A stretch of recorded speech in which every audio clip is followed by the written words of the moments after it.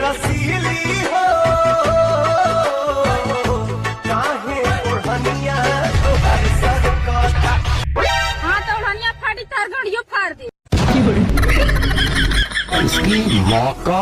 ढेर बोलो ताड़ी, ज्यादा जवानी चढ़ गई बा तोर, 1 सेकंड में कुल जवानी झाड़ दे। उससे ज्यादा तो टिकबो ना करी।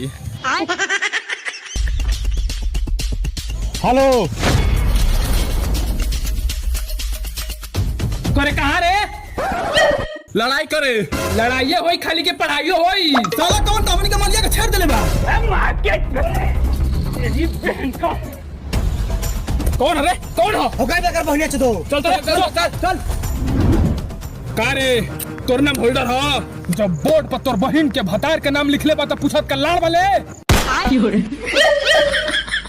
साला काले किसको जाता है?